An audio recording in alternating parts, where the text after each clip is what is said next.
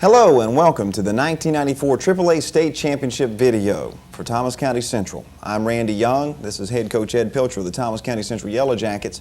In the next couple of hours, we're going to be showing you all the highlights of what was a fantastic season for the Thomas County Central Yellow Jackets as they three-peated as state champions in the AAA classification in the state of Georgia in high school football.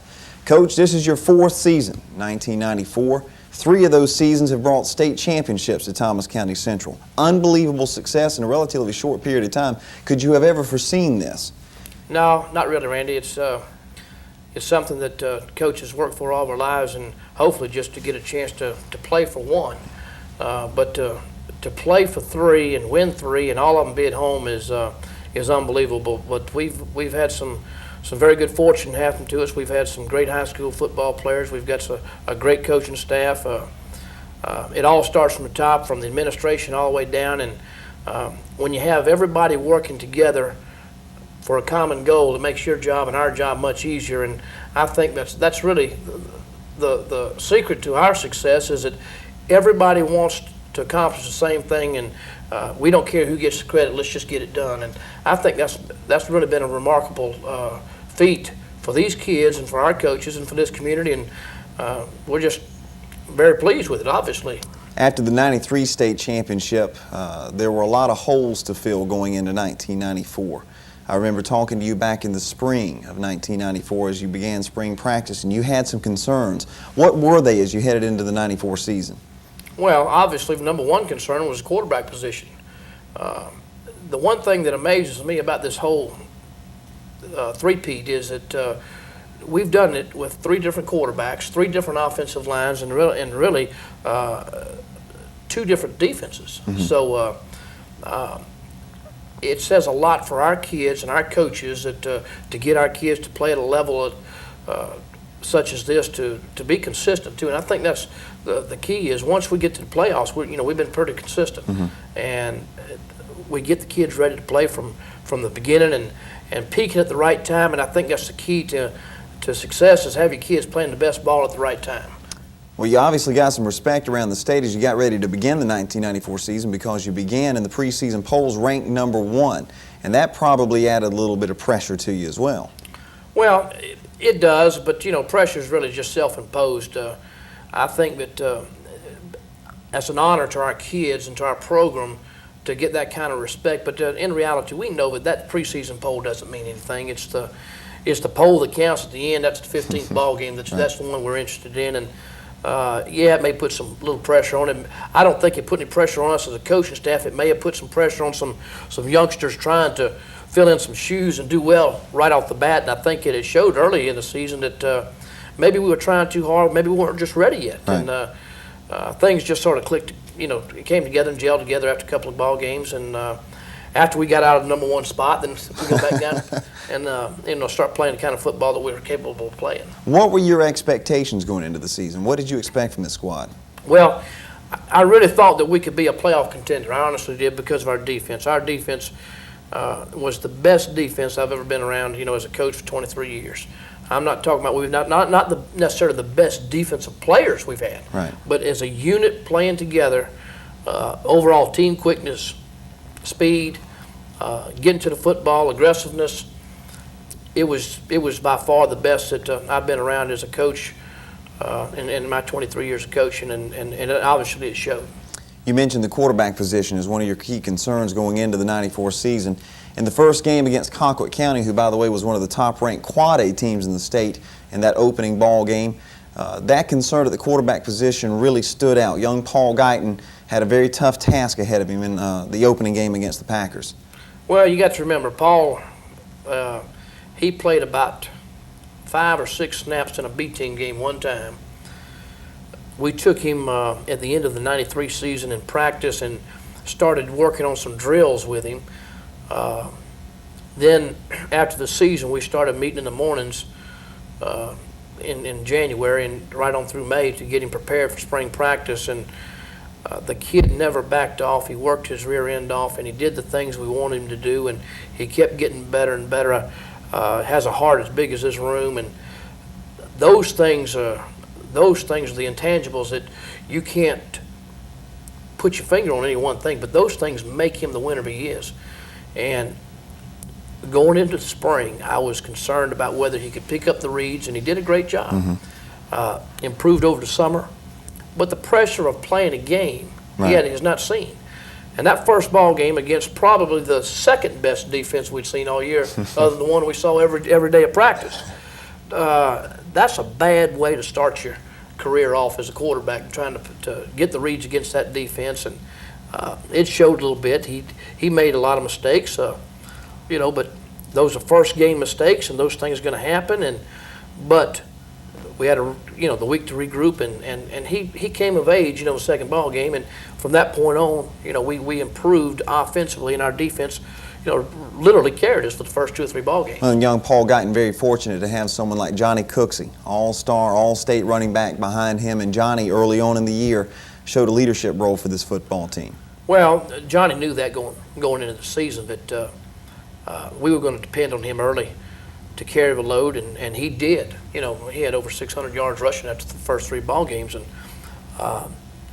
he did an outstanding job of leadership, and of course he's a great high school football player, and I'm sure he'll go on and do well in college also. But yeah, we rode him for a while, and until Paul could get some confidence, and Jabbar come through, and our offensive line was getting some experience from game to game, and defense just staying solid. So those things, we felt good that if we just hung in there tough early and didn't shoot ourselves in the foot too many times, then we'd have a chance. And that's exactly what happened. However, unfortunately against Colquitt County, too many turnovers dealt the Jackets a tough blow as they lost the opening game 27-6 on a hot September night at the Jackets' Nest. With that, we go to the highlights of the 1994 regular season.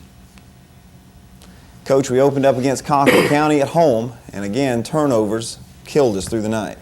Well, first drive right there, we get the ball, and we have a chance to go down and put points on the board, but we fumble right off the bat. You see there, they make a great play there to the Bonner, the great receiver they had. They picked on our young secondary. We knew going into the season that our secondary was going to be tested early. First mistake right there cost us an interception. Game ends though on a nice note with Johnny Cooksey. Well, I think that was a confidence builder at that time. We were down 27-0. Yeah, 27-0, something like that. And we needed something just to gain confidence. Then a wild contest against Tift County up there at Blue Devil Stadium. Well, when you get 500 yards of offense, and that makes you feel better after, especially the first week. And Paul played an outstanding game. He had some great reads. Johnny ran the ball well. We had like 240-something yards rushing. Dunbar had 157. Paul made some good passes, made some great reads. Little old Joe Burns made a great play there in the second half on a pass reception. And Johnny just ran so well, as you can see right here. He was just running great at this time of the year. But it was in doubt until this interception by J.T. Fuller at the end of the game. Well, our defense, we told them, y'all just don't let them score anymore and we're going to win. And JT makes a great play there. And our defense didn't play that well. The Whitehead kid was just awesome that night. Then we go to Coffee County. Very balanced game, offensively and defense, winning at 21-6. Well, we very consistent. I thought this was the best game we had played up to that point. Offensively, we moved the ball. We scored 21 points. Defense didn't give up a touchdown until late in the game, and that was set up when we had a bad snap or dropped the snap, punting the ball late in the game. And They got great field position, but our defense just smothered them. And this was a night that most people felt like Paul Guyton came into his own as a quarterback for this Yellow Jacket Well, team. you can see right there on that little move right there, he's gaining confidence. He scored a touchdown against Tifton, and that gave him confidence on making the reads, and he did a great job that night. Then Albany. The Indians came in here overmatched and overmanned, especially against our defense. Well, you'll see our defense. One thing that most people had trouble doing is trying to run outside on our defense, and they were trying to run outside on us, and that just played right into our hands. You'll see our pursuit. They're always going to be around the football. Well, that's one thing about the Yellow Jacket defenses over the past 3 years. Swarming defense, 4 or 5 guys making tackles. Well, that's one thing that we work on. Our defensive coaches do a great job of getting our kids to the footballs. You'll see right there, James Farley, and a lot of them getting to the ball right there. And special teams play, too, a big part of it. Calvin Moore got a big hit right there on the kickoff return and makes a great tackle. And, of course, Paul Guyton building confidence, throwing the ball to Jamaica Ivy, another all-state player for the Jackets. Jamaica did a great job for us this year. He wore a lot of hats, played tight end, wide receiver, free safety, and also kicked off for us. Very physical game against a tough Doherty team. They're always physical, always big. You'll see Johnny here, and Johnny was a little hampered still with an ankle sprain, but he still ran well. Bad read that I thought was going to cost us there for a minute. Yeah, and Doherty drives down the field after that interception, gets right down on our goal line, and an interception saves That's a great play by Calvin Moore breaking the pass up, and of course James Farley's there at the right spot at the right time. You look at all the dark jerseys down there, you know, leading him through there, and a great return sets us up down there, and we eventually put one in the end zone and put it away. Very tough game against Doherty, win that one to bring us into the Thomasville game down there. The first play of the game set the tone for the night. Our defense was just literally awesome. There's an interception by Andre Williams, and my goodness, too bad that young one wasn't about 6 foot tall. Yeah, this was probably the most dominating performance the Yellow Jackets have had against the Dogs, 28-0. Offense and defense looked very sharp through the night. They did well. It took us about a quarter to untrack offensively, and they were doing some things to take away some of the things we'd like to do offensively. We went to plan B, and our kids did a great job. Great tenacity here from LaShawn Christopher after he falls down to the plate, gets up to make the tackle, and knock down just about half the field. LaShawn was he just got better and better as the season went on. He was a great defensive end. Johnny Cooksey's last touchdown against the Dogs, a 28-0 victory, very solid, but the defense wasn't through. Unbelievable performance. Our defense was, like I said, you'll see Cleve Walker, and there's Andre again, and Isaiah Meyer kept getting better and better as the season went on, and they did a great job. Perhaps the most frustrating game of the year against Cairo at home. It was. This was probably, well, every loss was disappointing, but this was one that we let get away with just turnovers. I mean, Cairo they played well, but we just hurt ourselves with 3 or 4 turnovers inside their 20-yard line. You can't beat good people and do those kind of things, but our defense was playing well again. There's Matthew Nathan out there. He's just a force to reckon with every game, and I don't think anybody can block him one-on-one on a pass rush now. He's that good. This is a rarity in football in this day and age when you see a game between 2 high-strung quality teams end up 3-0. Well, it is. Our defense just played, like I said, an outstanding game, and offensively we just didn't make the plays when we had to. The only points of the game off a Cairo field goal. The next week, however, we rebound against a very tough Westover team. Well, going into the season, we thought Westover might be the team to beat in the region. They had a lot of kids back. Their offensive and defensive lines were very strong. We thought that they were really probably athletically and position-wise the best team in the region. And a team that we had not beaten the previous 2 years in our other state championship Well, runs. that's true. You know, they had our number.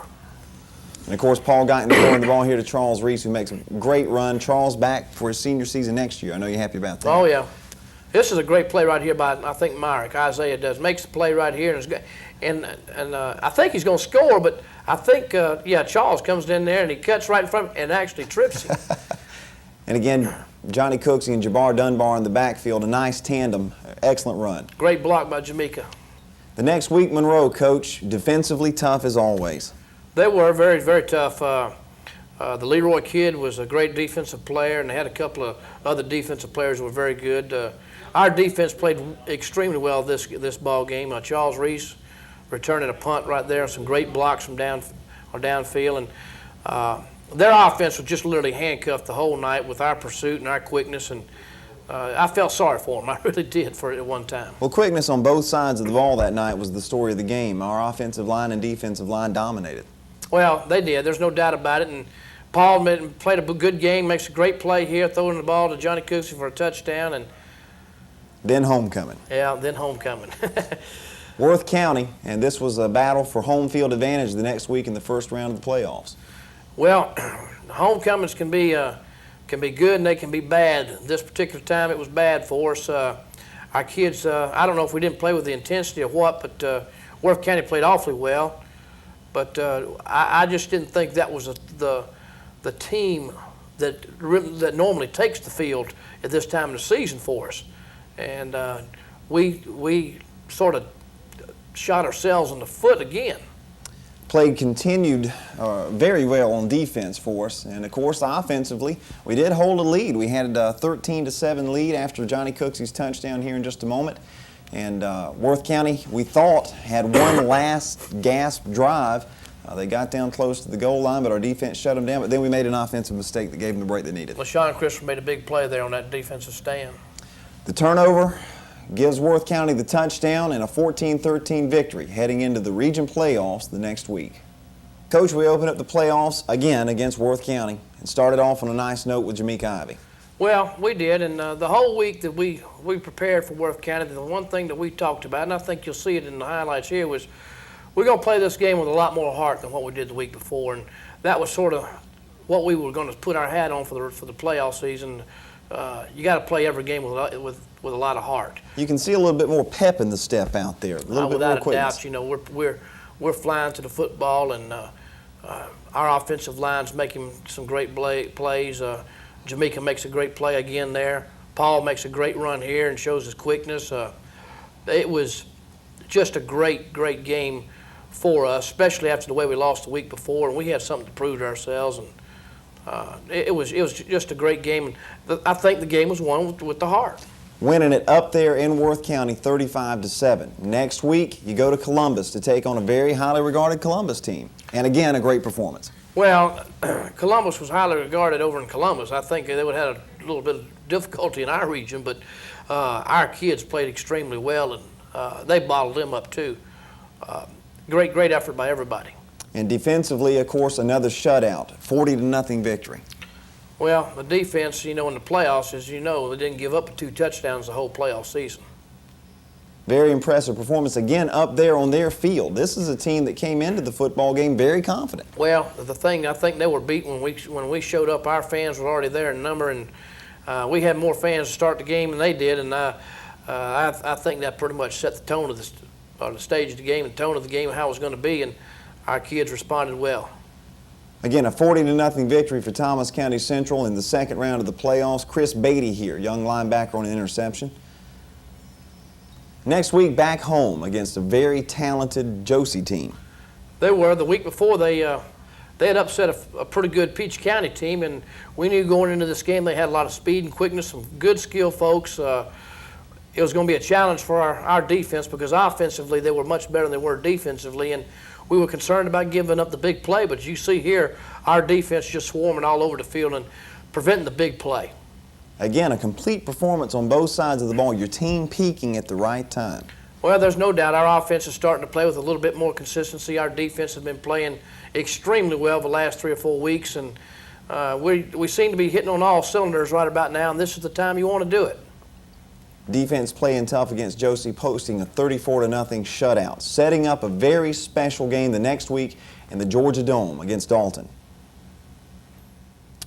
Heading into the Dome, Coach, this was a very special week for you, your coaches, and your players, going up there to that magnificent football complex to take on a very fine Dalton football team. Yes, it was. It was a big week, a lot of excitement, a lot of anticipation of going up there. And you know, at first we were sort of apprehensive about going and playing in the Dome, but as we look back on it, I'm glad we did. It was an experience that these kids and coaches will never ever forget, and Hopefully we'll have a chance to do it again sometime, but it was just a great experience. Our kids did extremely well, played well, handled themselves well up there in the atmosphere, and the Friday night practice wasn't real good.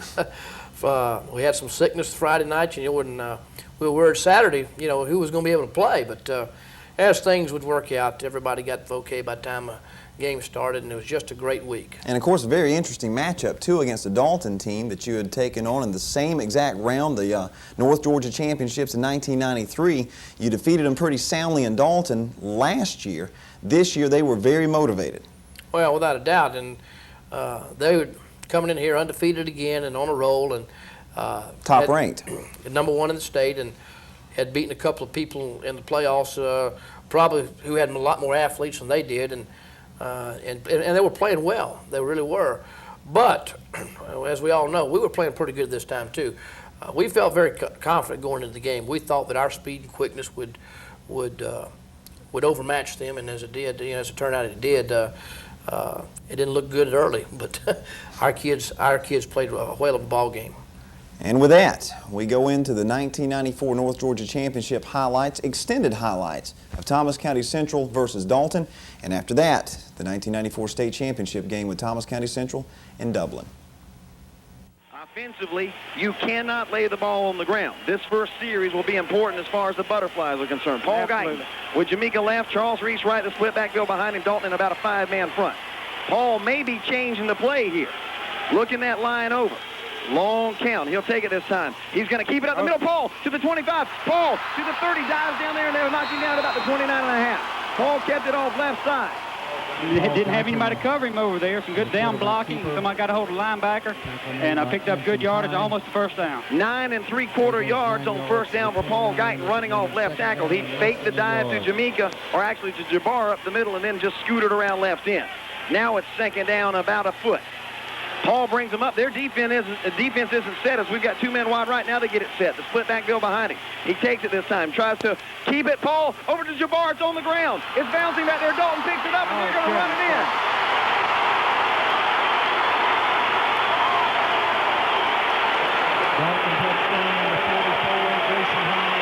Dalton runs it in. And that's the one thing you could not do. That's the main thing we didn't want to do. The pitch went to Jabbar, and he was just a little bit in front of him. He tried to pull him in one hand, but couldn't do it. He hit the ground, and their linebacker, Jason High, picked it up in one bounce, and nobody's close to him. He went 30 yards for the touchdown. Tim, here we go. Well, Randy, that was just a little bit of bad luck. The pitch was just a hair in front of Jabbar, and he had a man honing in on him, but with something we got to overcome.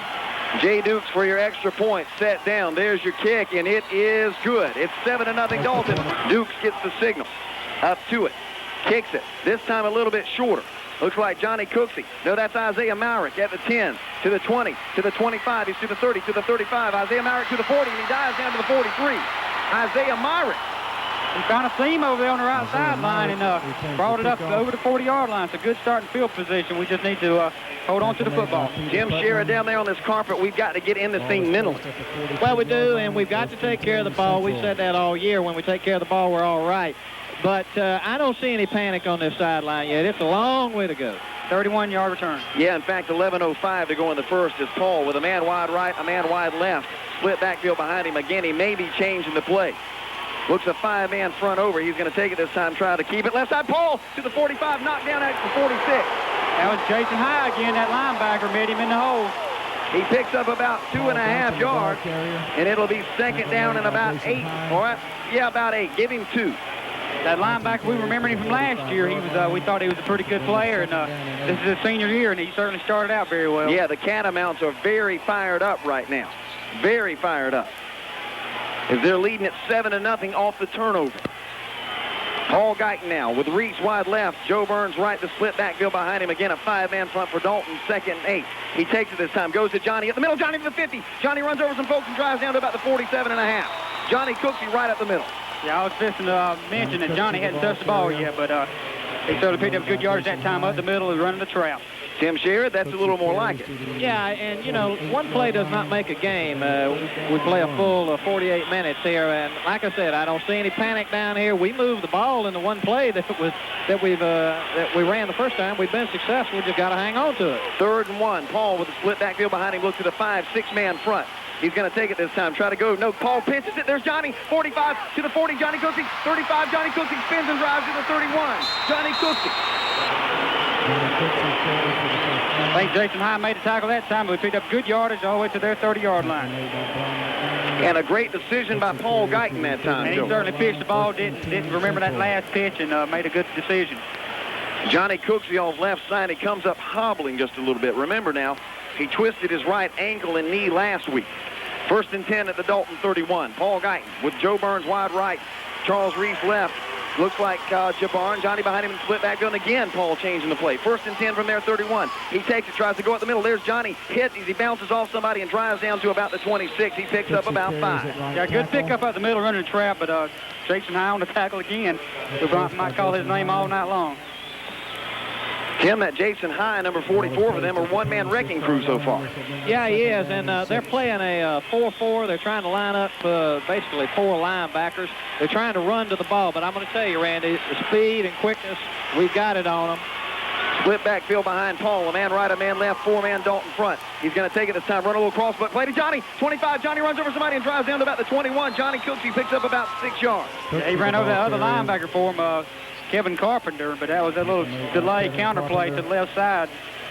Picked up another good yardage. It's 7-0 Dalton off the turnover, but the Jackets are trying to drive with 8:30 and less than that counting down here in the first quarter. My voice is trying to hurt me here. It's trying to go out. But we'll hang in there as Paul brings them up. It's 3rd down and half a yard. Split backfield behind him. He's got Joe Burns wide right, 2 tight end set, 5-man Dalton front. Paul right at the middle just sneaks it down to about the 19. He picks up 2, 1st down. Good play. He saw a hole there, and he took the ball and did not hesitate one moment, and got picked up the 1st down. Safe play, Tim Sherrod. Safe play. Yes, it was a smart play by Paul. He saw a little hole there in between his guards and the center, and he just dove in it, picked up the 1st down. 1st and 10 down there from the Dalton 19 as Paul brings them up quickly now. Jamaica wide right. Reese wide left. Dalton trying to get their defense set. Jabbar and Johnny in a split backfield behind Paul. 5-man front for them. He'll take it this time. Try to go. No, Paul keeps it left side. He's 8 up. He loses half a yard. Good play on there by their defensive end over there, number 95, Brad Jackson. Was on the quarterback before he had a chance to pitch it, and so he's just wisely held on to the ball and took the 1-yard loss. Well, he loses about half a yard back to the 19 and a half. 7:35 in the first quarter, and Dalton leads at 7-0 off the turnover. An errant pitch that they just picked up and ran it in. 2nd down at about 10 and a quarter now. Josh Lewis in a slot on the right. Joe Burns wide right. Looks like Reese wide left. Split backfield behind Paul. Paul will take it. Drop back. He's got all day long. Throws it across. Intercepted almost. Oh, it went right through 41's hand. Oh, my goodness. 41 down there. George Woods all by himself at the 8, and it went right through his hands, Tim. I almost think that was a mix-up there. I think Paul thought that Jamaica was going to curl over here on the right side, and he went straight down the field. I don't think Paul would miss him that bad. And he had Josh open going into the end zone also. So that brings up a 3rd down about 10 and a half, and you're bogging down there. And now Dalton's going to come up rocking. Paul will bring him up. He's in a shotgun. Reese and, who is that? Josh right, Jamaica left. Paul kicks the leg. Drops back. You've got a lot of time. Looks, throws it across. Caught. Who is that? Reese. Yes. Down at about the 9.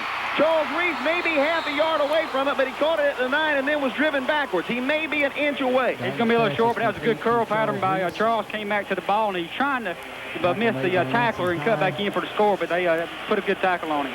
Tim, how close is it down there? We're looking at about a half a yard. You know what Coach Felcher's going to do. We're going to find out who can win it in the trenches. Paul brings them up. 4th down about half a yard. 2 tight ends set. Look at Dalton in a 7-man front. Paul sneaks forward. He's hit. He drives forward as Johnny hits him in the back and pushes him. Yeah, he got a lot of help from Johnny Cooks at that time. Paul was hit as he tried to burst over the center, and then Johnny hit him in the back, Tim, and pushed him forward, and I think he got it. Yeah, he's got it, Randy, with that second effort. When they initially hit him, now they knocked him back, but with a second effort, they placed the ball on the 19, and it looks like... Or it's on the 9. It's on the 9. Excuse me, it's the 1st down. 1st and goal by by half the length of the football, Joey. Yeah, it sure was. They put a good lick on Paul, and he bounced back, and thank goodness Johnny was there behind him to give him that little extra push. So first and goal now from the Dalton 9. Josh in a slot on the right. Charles Reese wide left, Jabbar and Johnny behind, Paul in the split backfield, 5-man Dalton front from their 9. He's trying to send Josh in motion as we snap it. Go to Johnny, he's hit. He runs over folks and drives down to about the 5.5, and there was all sorts of confusion on the line. There was confusion. We were fortunate to get that yardage out of it down to about the 6. But Johnny met that defensive end, Brian McDaniel, in the hole and just ran over him, but he held on for the tackle. Johnny picks up about 3.5 yards down there. It's going to be second and goal now from their 6 as we want a timeout. And now Paul with a 2 tight end set. Josh Lewis in the slot on the left. Jabbar and Johnny behind him. Dalton in a 7-man front. Paul looking it over, sends Josh in motion from left to right. He takes it this time, goes right side, pitches it. There's Johnny up the middle. 5, 4, 3, 2, 1. Touchdown, Johnny Cooks it. Touchdown, Thomas County Central. Johnny was hit at the 4. He kept spinning and driving with those big legs and got in there, and it's 7-6. We had Josh lined up in the wing back position on the left. He went in motion, and we ran to the side that he came from, so it was the weak side. There's a good block by Jabbar Dunbar over there that sprung him. Say a prayer for Nathan Armstrong here. Waiting for the snap to Calvin Moore. There it is. Set down, the kick up, and it is good. Back to the Georgia Dome. Tim Sherrod, a nice answer from the Yellow Jacket offense. Oh, a big shot in the arm, and, you know, we're 7-7, but you got to feel better about our 7. Jamaica has it teed up, gets that size 14 under it, high and deep down the left side. Number 1, Ty Macon takes it at the 1. He's to the 5, to the 10, to the 15, to the 20. Knocked down there at about the 23 by a host of Yellow Jackets. I see Otis Stewart in there, Shannon White and Jamaica leading the Chargers. We got to feel good about this score considering our defense is just stepping on the field for the first time. But that last drive was 12-play, 57-yard drive by the Yellow Jackets, and it was capped by Johnny Cook's 6-yard run. 5:36 in the first quarter. You're knotted up 7-7, but now that defense steps on the field. Let's see what Dalton does offensively here. Benji McConkey, an all-state candidate at quarterback, splits 2 men wide left.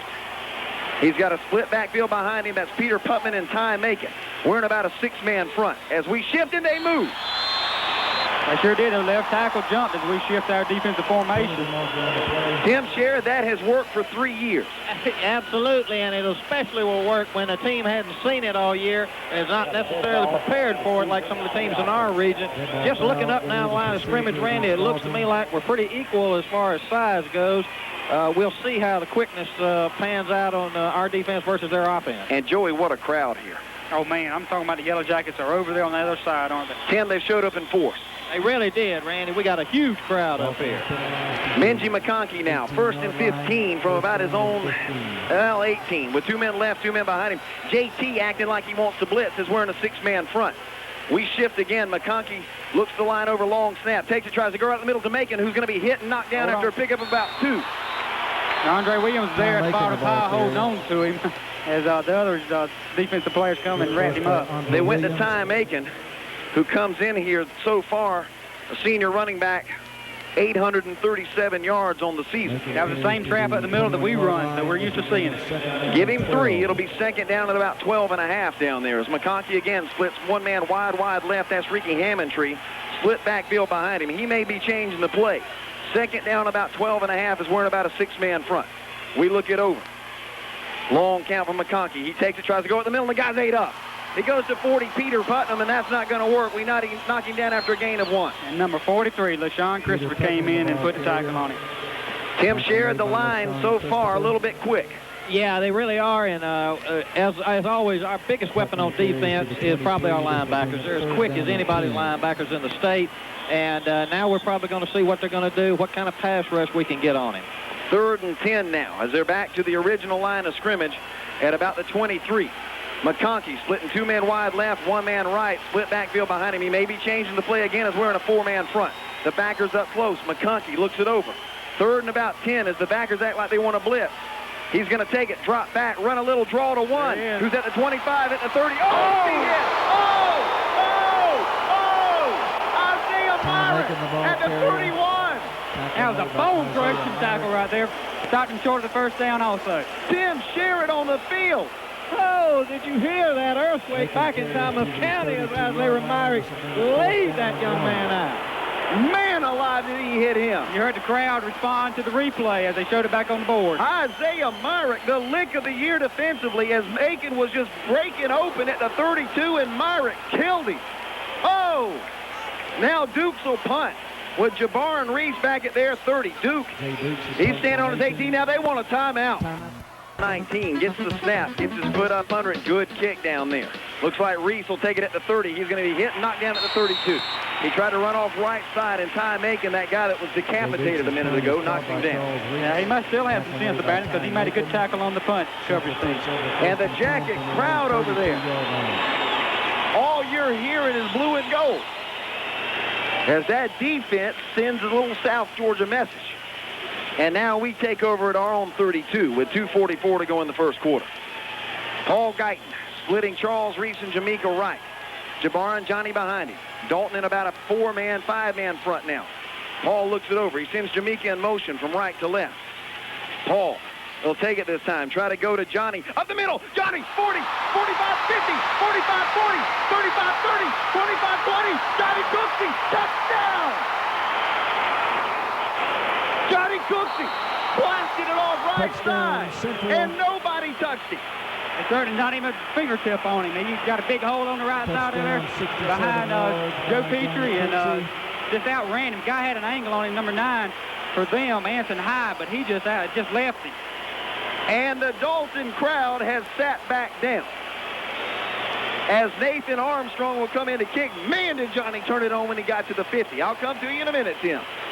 Nathan Armstrong for your extra point. Dalton in shock as the snap to Calvin Moore, and the kick. It's good. 14-7 on the pride of Thomas County. The signal from the official up to it gets to size 15. Oh, what a kick down there. Ty Macon in the end zone touchback. 68 yards on Johnny Cooksey's run, and we hadn't finished the first quarter yet. He's got 111 yards rushing. Did he turn it on at the 50-yard line? They brushed him at the line of scrimmage.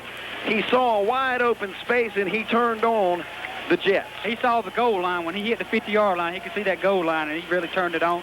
And like I said before, that guy I thought was going to catch him, but he just outran him. So now, Thomas County Central's defense, that has not given up a touchdown offensively hardly this year, steps back onto the field. Now Dalton at their own 20. McConkey with 2 men left, 2 men behind him. Again, changing the play as we're in an off-balance 7-man front. We shift. McConkey is going to take that ball, try to run it up the middle. That guy's going to be hit and knocked down after about 2. J.T. Fuller on the charge. Sean and Andre. J.T. was the first one there. They went on the dive to 1. Again, that's Ty Macon. Off right guard. They'll give him about, they give him 2.5. It's going to be second down and about 7.5 down there. With 2 minutes and now less than that. And man, did Johnny turn that speed on. All these college recruiters that are here have to be impressed with what they've seen. No doubt. McConkey now. 2 men left. Jackets again in about a 6-man front. From about the 22.5, changing the play again. McConkey taking a long time as we shift. He looks that 4 or 5-man front over as we act like we want to blitz. He's going to try to take it up the middle, and that's not going to work. The Jackets eat him up. The swarm converges, led by Andre Williams. And J.T. Fuller and Ricky Dean really clogged it up there and wouldn't let the back get through, and they made a tackle on him. Tim Sherrod, the swarm converged. I'm going to tell you what, Randy, I think this defense was mad when they took the field last time. We had run 8 minutes, and they hadn't been on the field yet. And guess who they taking it out on? Now it's 3rd down. A loss of half a yard. It's 3rd and 8. McConkey with 2 men left, a man right. Split backfield behind him, and again he may be changing the play. And we're in a 5-man front. McConkey looking it over. Long count, takes it, drops back, tries to run a draw. There's Ty Macon again to the 25. Myrick knocks him down to the 24. He picks up about a yard, and Myrick knocked him down. Boy, he had a little hole there, but it closed fast, and that speed of the defense closed it. And Isaiah Myrick made another tackle. Tim Sherrod on the field. You can probably see the speed of the pursuit better than anybody down there. Well, you know, we talked about the speed offensively, but you cannot overlook the speed defensively. That's 2 times Isaiah has closed in on somebody before they got a first down. Dukes the punt now from his 11. There's a snap on the ground. He'll get his foot up under it. Pretty good kick. It looks like Reese will take it at about the 38. He's at the 40, running off the right side to the 45, to the 50. He's to the 45, drive down to the 42, Charles Reese. And did you see the block Reese returns that the Young, punt. who was that, 13? That's Calvin Moore. Yeah, Calvin Moore placed down there to get him around the end. They had the wall set up, but it broke down the field a little bit, but that's good field position starting on their 43. So now we're at their 43 with 18 seconds to go in the first. It's 14-7 here, Jackets on top. Paul Guyton brings Charles Reese wide right. Jamaica left, the split backfield, Jabbar and Johnny behind him. Last play of the quarter as Paul's changing the play. Four-man Dalton front. He's going to take it this time. Try to go in the middle. Jabbar, 35, drives down there for 8 as the quarter will end right there. Second and 11, and Dalton's crowd's coming up because they sense a little bit of momentum here on our side. A man right, a man left. Split backfield behind Paul, trying to change the play. Four-man Dalton front. Paul looking it over now. Second and 11 from there, 33, takes it. He's going to go to Johnny. No, Paul, Haight up in the backfield, gets away from it and dives forward for about a yard and a half. He was hit in the backfield by 48. Kevin Carpenter, 185-pound senior linebacker. He bounced off of it and fell forward for about a yard, but they're gonna mark him down after a loss of 2. Yeah, they marked a loss. I thought he got back about to the line of scrimmage. The linebacker did not lock up on him, but knocked him off balance, and I guess they saw his knee hit the ground there. Yeah, they must be seeing his knee hit the ground back at the 34. Now it's 3rd and 12, and Dalton's going to come up rocking here. They've got to make a stand, and they know it. Paul in a shotgun. 2 men right, 1 man left, 4-man Dalton front. Kicks the leg, takes the snap, runs a draw. Johnny Cooksey trying to get outside, but he can't do it. They hit him, he gets away. Johnny, 25, 20. Johnny Cooksey to the 15, he got away from him. How did he do it? I don't know how he got away from it. He gave him a little hesitation, and I thought the guy was going to catch him from behind. But he put the speed on there and put the burners on, hit the corner, and outran him. Tim, 3 men had him in the backfield. I counted 4. They had him hemmed up. There's no way he should have had a 2-yard loss, but he put a good move on a couple of them, tripped them up, and hit the corner. And I don't know when I've seen Johnny show so much speed. 19